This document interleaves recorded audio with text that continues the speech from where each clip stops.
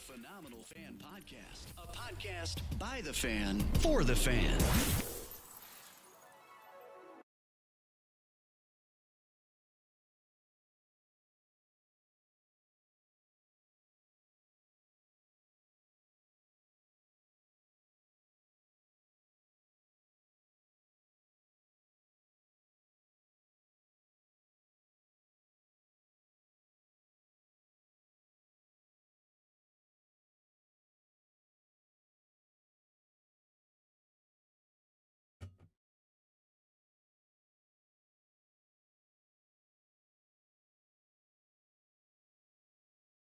Ladies and gentlemen, boys and girls, those of you listening around the world, everybody that is tuned in, greatly appreciate it. Welcome back to the Phenomenal Fan Podcast, episode 46.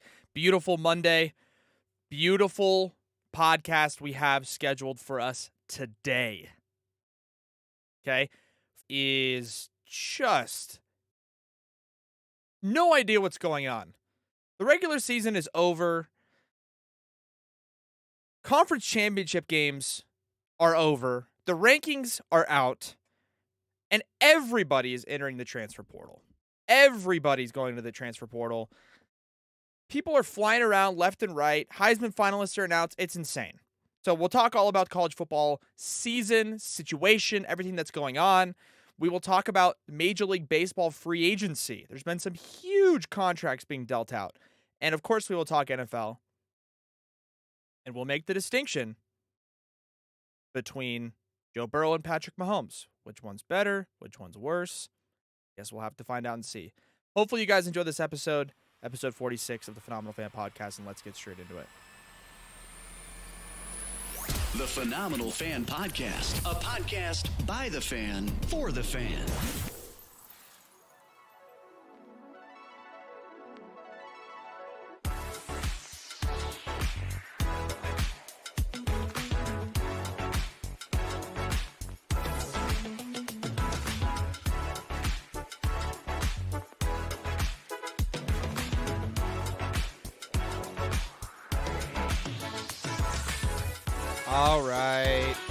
All right. Let's talk football. Let's do it. All right. We got one game left on the slate that we obviously will not be talking about, but Saints and Bucks play tonight. I need Alpha America to stay alive in one of my fantasy leagues. Otherwise, I'm screwed. That ain't going to happen. Everybody knows it. But we did have a really exciting week of NFL football. Really exciting week. Buffalo Bills take on the Patriots Thursday Night Football. Sunday was jam-packed. Ton of action. Ton to talk about. And let's just go straight through the schedule. All right. Like I said, Bills beat the Pats 24-10 on Thursday Night Football. Dominated. Baltimore Ravens beat the Broncos 10-9. Yikes. Steelers beat the Falcons 19-16. Okay. Steelers, they're 5-7. Are they hot? Are they not hot? I guess we'll find out. Packers beat the Bears 28-19. The Green Bay Packers are 5-8. Their season is not over yet. It's not over. All right. The Detroit Lions just piss-pounded the Jags 40-14. Pounded them 40-14. The Lions are 5-7. They're also not that bad. Jets, Vikings. Vikings take it at home 27-22. The Giants and the Commanders tie at 20-20. Boo. Boo. Eagles destroy the Titans 35-10. The Browns and Deshaun Watson's return to the NFL. They take down the Houston Texans 27-14. Deshaun Watson had a horrendous game. But the Cleveland Browns special teams and defense scored 3 touchdowns, which subsequently gave them the win. Seahawks beat the Rams 27-23. Close game there. Seahawks 7-5. Keep an eye out. 49ers take down the Dolphins 33-17. We will touch on that game here in a minute because Jimmy G goes down for the San Francisco 49ers. And I'll tell you exactly why they're not doomed. Bengals beat the Chiefs 27-24. Also on our list of games to talk about. Raiders take down the Chargers 27-20. Chargers, what is you doing? Cowboys absolutely hammer the Colts 54-19. You know, they scored 33. The Cowboys scored 33 points in that fourth quarter. Seemed a little bit excessive and unnecessary. They were just taking massive shots the entire game. But whatever. You know, I guess they want to score touchdowns and point differential. I don't know. I don't know what they're doing exactly, but yeah, I can tell you that it's, I mean, whatever. You know, whatever. It's their choice. They can run it up. It's pro sports. Nobody seemed to be entirely super offensed, or offended by that. Now, we wanted to talk about the 49ers and the Dolphins. Okay, the Dolphins come into this game, road underdogs. 49ers, like I said, beat them 33-17. Tua looked okay. Hit Tyreek Hill for 146 yards. No surprise there. But the 49ers just out-defensed and out-slugged them on the defensive side of the ball. Okay? 49ers lose Jimmy Garoppolo in the process. Breaks his foot. Will have season-ending surgery. He's done for the year. Jimmy G, done for the year for the 49ers. Good news is, a team like the 49ers does not need even a legitimately successful quarterback. Nobody seems to understand or realize this in the NFL. Yes, winning with the quarterback is important if you have a good quarterback. If you have a really good quarterback, top 5 to 7, you'll win a lot in the NFL. No doubt, you'll win a lot. But if you're built like the 49ers, you don't even need a competent quarterback. You just need a guy who can execute a slant, a screen, and occasionally hit a wide open receiver deep down the field. So my bold prediction, because this happened also over the weekend. Over the weekend, the Panthers released Baker Mayfield. If Baker Mayfield signs with the, I'm hesitating to say this because I don't know if it's true. I believe it, and I'll say it. If Baker Mayfield signs with the San Francisco 49ers, the 49ers will win the Super Bowl. Because the way the 49ers are designed and the way they're set up, with all the weapons on offense, an absolutely stacked, stellar, shutdown defense, all they need is a quarterback who can execute a slant pass, a screen pass, a touch pass, and occasionally hit a receiver on a decently tight throw over the middle. Baker can do all of those things. Baker Mayfield is Jimmy Garoppolo. They are the same guy. Quarterback to sign his twin in Baker Mayfield. Both of them not super explosive, not very big, don't have huge arms. Or I guess you could say don't throw absolute rockets, right? If Baker goes to San Francisco, they will win the Super Bowl. And they were going to win the Super Bowl before they lost Jimmy G if he'd have stayed healthy the whole year. That was my prediction. So mark my words, come February, if the 49ers sign Baker Mayfield, they will find themselves playing for a world championship. That's a fact. That's a fact.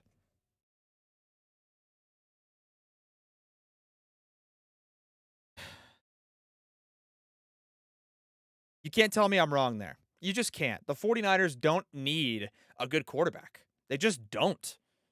They haven't had one. They have Christian McCaffrey, Debo, Ayuk, Kittle, Juszczyk. They literally scored 25-plus points without Jimmy G after he got hurt.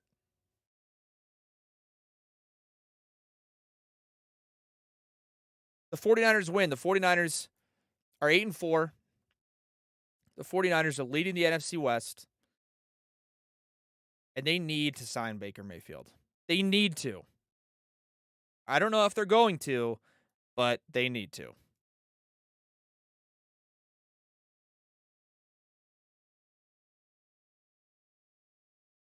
Another big game that went down on Sunday. Bengals-Chiefs.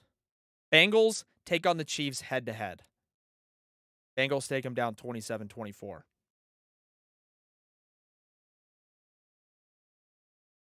Joe Burrow has solidified himself as the second. He's better than Tua. He's better than Josh Allen. He's better than Aaron Rodgers. These are all right now. He's better than Aaron Rodgers right now. He's better than Tom Brady. He's better than Herbert. He's better than anybody else besides Mahomes.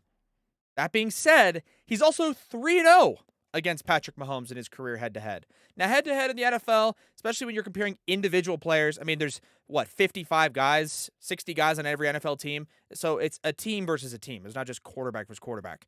But it very well could turn out to be Bengals-Chiefs back in the AFC Championship game, Burrow against Mahomes. And the Chiefs are more than likely going to have a bunch of home games in the postseason. If Joe Burrow goes into Kansas City at any point in this upcoming postseason and beats Mahomes again and goes 4-0 against them in his first 4 games, we might be having a conversation about who the real quarterback king is of the league. I don't think Burrow's better than Mahomes yet, but Burrow just wins football games. All the while, by the way, his team just, the organization has not gotten him any help on the offensive line. He's got the weapons. He had no help on the offensive line. He's missing Jamar Chase for a good chunk of the season so far. And he just wins football games. And there's something to be said about that.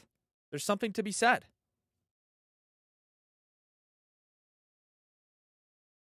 So, Joe Burrow is the second best quarterback in the NFL. He is.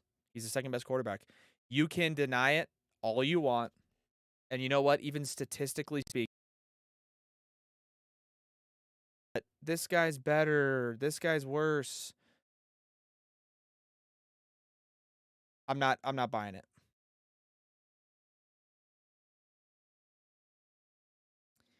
Burrow's second in passing yards behind Patrick Mahomes. Burrow's second in touchdowns behind Patrick Mahomes.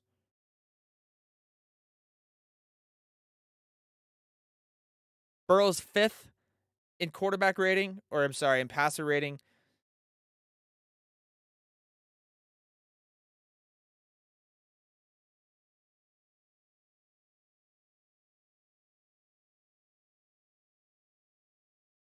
He's better than the rest of them, dude. He's the second best quarterback in the league. He is.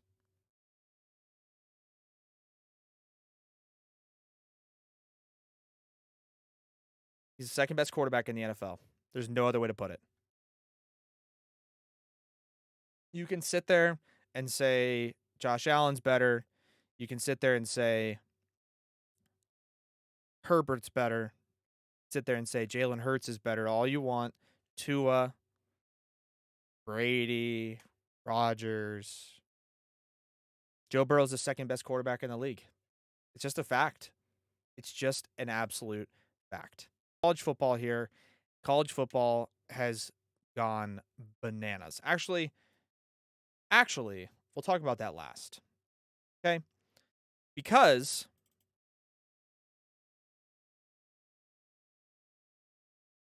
Major League Baseball has been popping off in the free agent signings. Okay?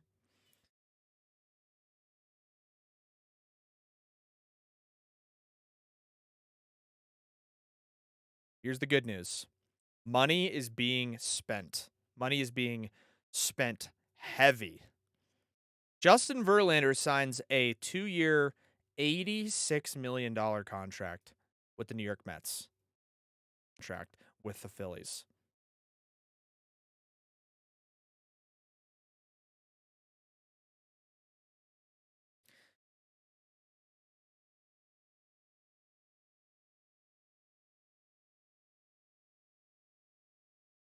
Until Major League Baseball has a salary cap, the bottom of the barrel teams that are always spending the minimum will continue to do so until they're forced to spend more. Until the MLB creates a salary cap at the top and a salary floor at the bottom of the barrel teams will continue to spend as minimum. The bottom of the barrel teams will continue to spend the smallest amount that they possibly can to continue to operate. And that's also going to continue when you have teams like Cleveland and Oakland who occasionally find themselves in the postseason picture despite paying their team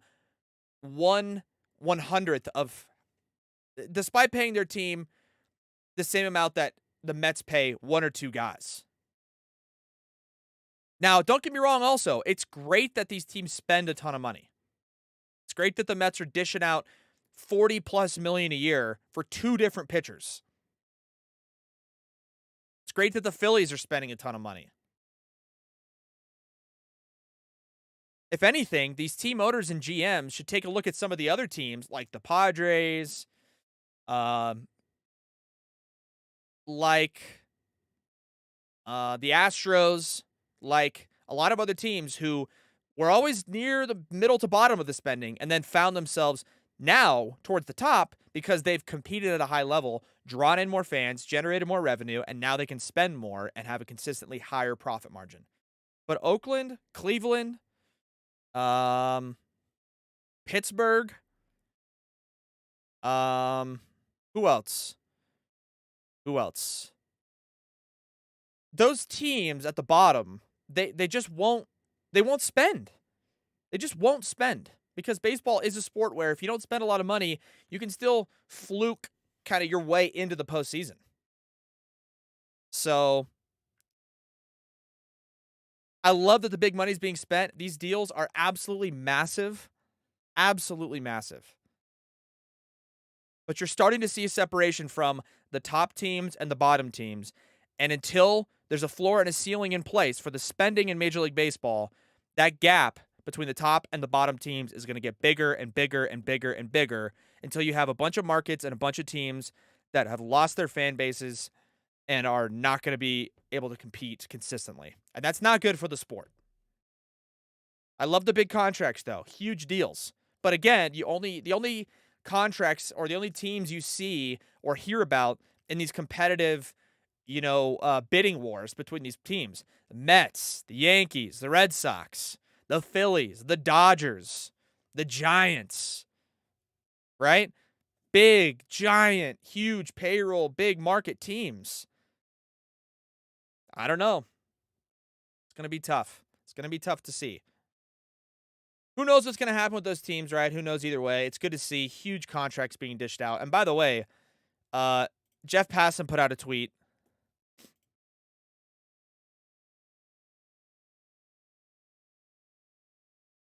Trey Turner signing with the Phillies takes the total spent by MLB teams so far this offseason to over $1 billion. And Aaron Judge, Carlos Correa, Xander Bogaerts, Carlos Rodon, Dansby Swanson haven't even been signed yet.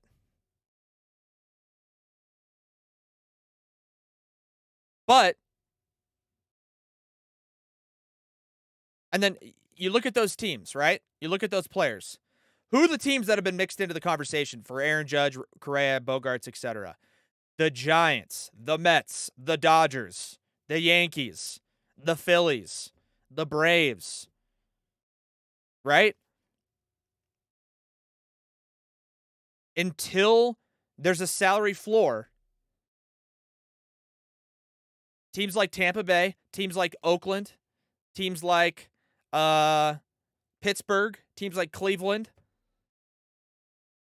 they will continue to spend the lowest amount that they can possibly spend to continue operations and find themselves in the postseason picture sometimes. Cleveland made the playoffs this year. Tampa Bay made the playoffs every year. And they don't spend anything. They just call up dudes, use analytics, boom, they're in the postseason. And that's good for them, but it's not a sustainable practice to get into the postseason, especially when you're trying to compete with these teams that are literally spending 6 or 7 times the amount that they are.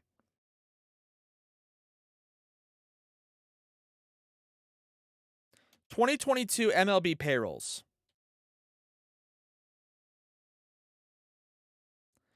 Last season, the Dodgers spent $270 million for their entire team. The Baltimore Orioles spent 44.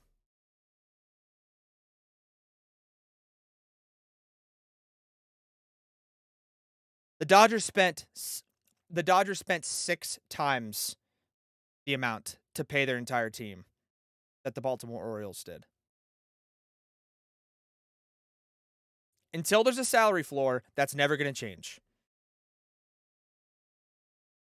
And what's going to happen after that is those top 5, top 7 teams in the big markets of New York and LA and the East Coast, San Francisco, they're all going to outspend everybody, and then there's going to be this giant gap, and it's going to be the same 8 teams in the postseason every single year for the next decade and a half until they put a floor down. And that's not going to be good for the game. You're going to lose the fan bases in Cleveland, in Tampa Bay, in Oakland. Why does nobody go to games in Tampa Bay? Why does nobody go to games in Oakland? Because their stadiums are shit and they don't spend any money. If they set a salary floor in the Major League Baseball and the team doesn't spend up to that floor for 2 consecutive years, the owner of that team should be forced to sell it. And to bring in somebody else who's uber rich, who's always wanted to own a team, and who will invest in better facilities, better players, and more money. And then keep the fan bases of that region engaged and not and fairly treated. If I was an Oakland A's fan, why would I go to any games? Why would I? I don't care. The stadium is falling apart. It's a AAA, and it's a snowball effect because the owner doesn't spend. Then the stadium's shit. Then the team is shit. Then the fans don't come. Then the owner's complaining he doesn't have enough money. So then he spends less and doesn't improve the stadium and just holds and holds and holds. All the while, the market in Oakland or the market in Tampa Bay just gets weaker and weaker and weaker and weaker, up and move the team. Or, I don't know, disband it or something. I don't know what you do, I guess. But now they're like Tampa Bay, move them to Montreal. Oakland A's, move them to Vegas. No, how about you just sell the fucking team to a guy who actually cares about owning a baseball team? Then he'll invest more. He'll give more money. He'll get more. He'll build a new stadium. That's super nice. He'll get a better team on the field. Fans will show up. He'll make his money. Look at the Padres. Had a horrible stadium sharing with the Chargers. They built a new stadium. They got a new owner. They got an ambitious GM. They drafted well. They developed well. They signed huge players to giant contracts. Trade for big players. Weird. They finished 3rd in attendance last year. A city that lost its football team because the owner for the Chargers said, no one cares. Fair weather fan base. You know why it's a fair weather fan base, owner of the Chargers? Because your stadium was dog shit and you didn't put any money into your team. And you're consistently losing to bottom tier teams, even though if you put a decent product out on the field and you build a new stadium for the Chargers in San Diego, you build a new stadium and move out of the stadium that's been around since the 60s. Moving on to college football, man. College football. What is going on? What is going on?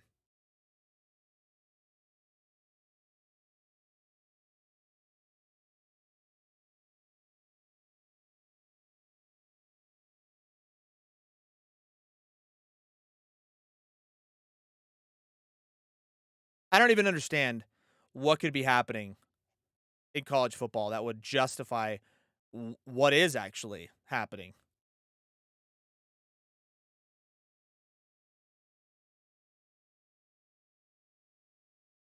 Let's just break down what's gone on so far. The college football playoff is out. Number 1 is Georgia. They win the SEC. They go undefeated. Deserve it. Number 2 is Michigan. They win the Big Ten. They go undefeated. They deserve it. TCU loses in the Big 12 championship game to Kansas State in overtime. They don't move out of the standings, and they'd stayed at 3. USC loses on Friday night, so they're gone because they dropped to 11-2. Ohio State didn't play. Stayed at 11-1. Gets bumped up to 4. The College Football Playoff Committee got the rankings absolutely correct. Absolutely correct. Absolutely correct. Absolutely. TCU deserves it. And Max Duggan, by the way, the quarterback for TCU, is just insane. Insane.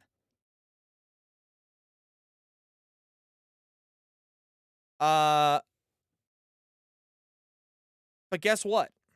Now the season's over, right? So we got the bowl games, we got all the rankings, whatever. You got Michigan and TCU, and then you got Georgia and Ohio State playing against each other. Whoa.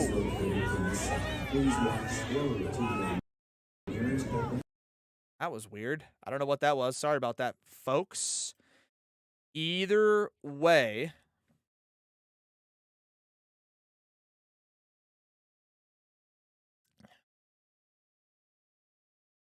college football season's over, right? That means the transfer portal opens up.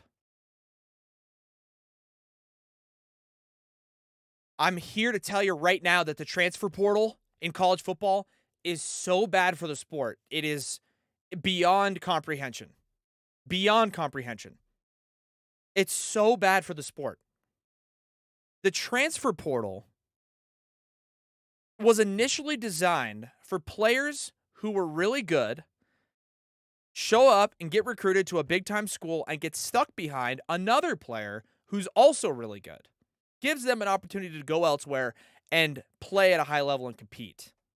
What it has turned into is medium to some top-tier players and gives them the ability, or at least the thought process, of entitlement. That they don't need to work hard to gain a spot, earn a spot, stay as a starter. If they show up, they're a 5-star recruit. Man, that's my spot. That's my spot. Nobody else can have it. Then they get beat by somebody else for the job, and they just transfer. They just transfer.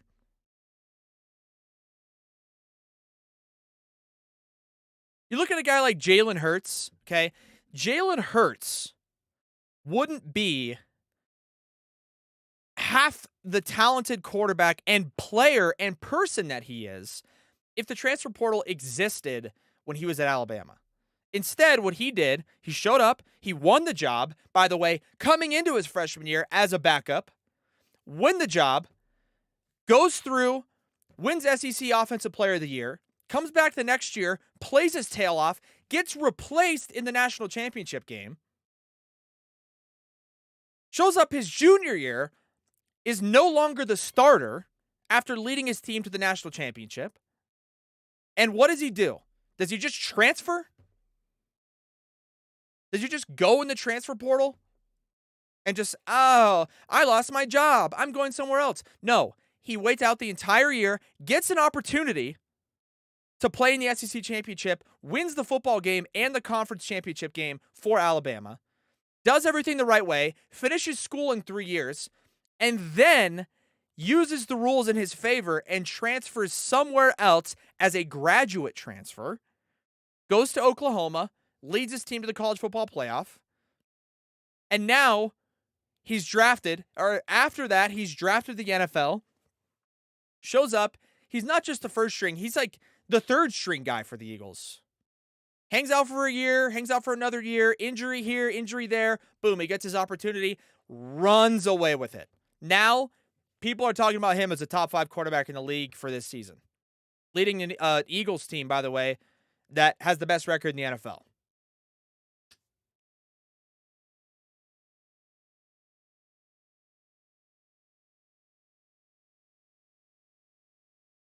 The transfer portal is so bad for college football, okay? And I continue on, all right?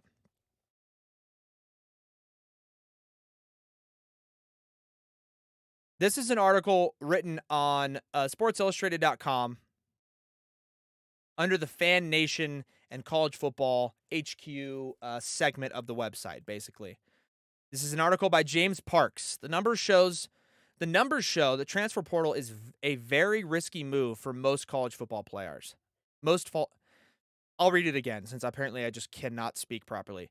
Numbers show the transfer portal is very risky for most college football players.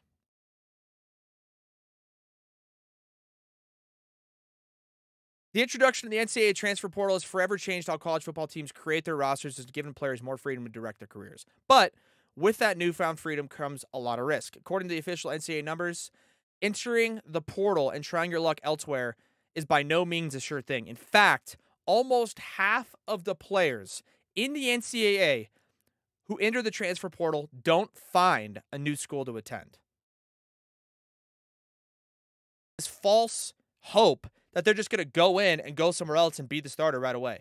The transfer portal in college football and in the NCAA in general has completely taken away the incentive for hard work, development, and learning behind somebody who is potentially better than you, especially when you come in as a young 18-year-old fresh out of high school. These kids just show up now, don't play, and think, you know what? Coach is screwing me over. I'm going to go elsewhere, and I'm going to be the starter, and I'm going to the NFL, or I'm going to the NBA. It's bad. It's bad for the college football landscape.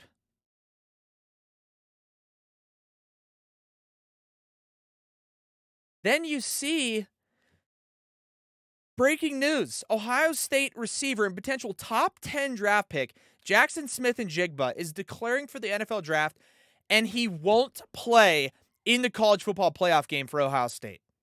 What? What is going on? What has happened to college football? The transfer portal. Sitting out of not just bowl games, but national championship implication games.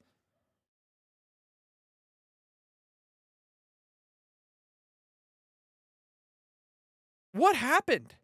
I can completely understand sitting out a bowl game that has no championship implications, right? The Alamo Bowl, the Outback Bowl.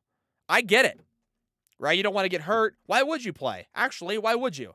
Unless you're that proud or prideful of your school, right? And especially if you're eligible for the draft, like why would you play? I totally get it. Ohio State is in the college football playoff. Jackson Smith-Njigba is their best receiver. And he's just not going to play because of the NFL. I get it. I understand where he's coming from.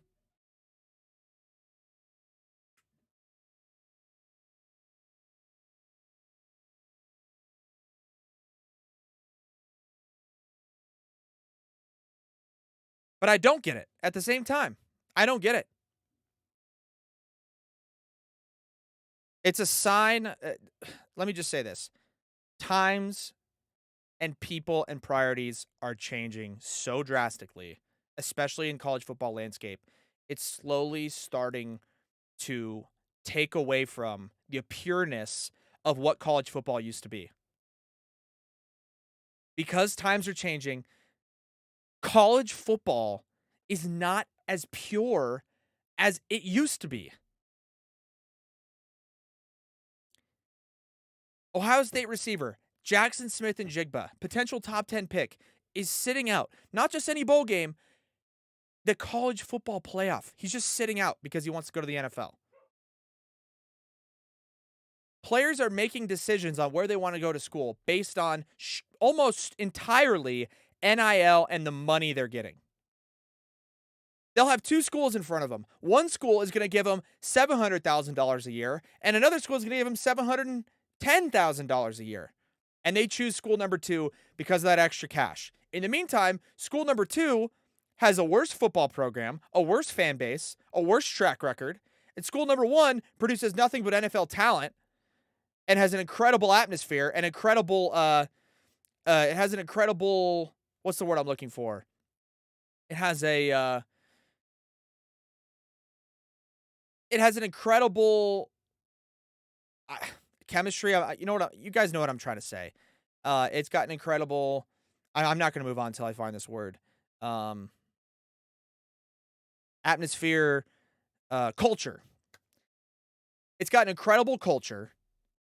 Consistently produces NFL talent, but they choose the school that gives them the most money. Now we got guys sitting out of the college football playoff because they're waiting for the NFL. And we got the transfer portal where these kids sit there and don't get an opportunity to start right away as a freshman. Get me out of here. Transfer.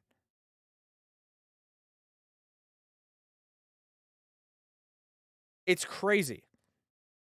It's the same type of kids. It's the same showing itself in professional sports. It's the same type of culture. Guys in the NBA are like, you know what? Just trade me. Get me out of here. Even though they have a contractual obligation with that team. NFL guys are like, you know what? Trade me. I don't want to play here anymore. Now, by no means do I think professional athletes who are making millions of dollars, and in some cases college guys too, should be forced to hang around and stay at a place that is like toxic or doesn't suit them well at all or isn't committed to winning. But there's guys that are at huge big-time programs that had seriously big contributions, but not starting contributions that are like, I'm out of here, I'm transferring. What? Why? Just wait your turn. Mac Jones didn't transfer. He played behind Jalen Hurts and then Tua, and then got the 1 year to show himself off. Look at this. He's in the NFL. Shocking. I'm just saying, man. College football is not as pure as it used to be, and it's turning into much more of a business than it has ever been, and I don't think that's good, and it's not. I don't think it's a good direction for the sport. I don't. But we'll see. We'll see what happens.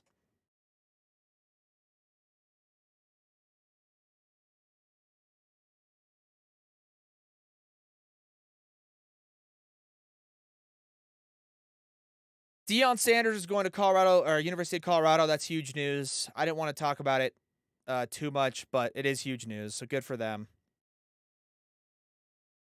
Uh oh, and I did want to say this while talking about college football. All right, talking about the rankings, the committee, and everything else. All right.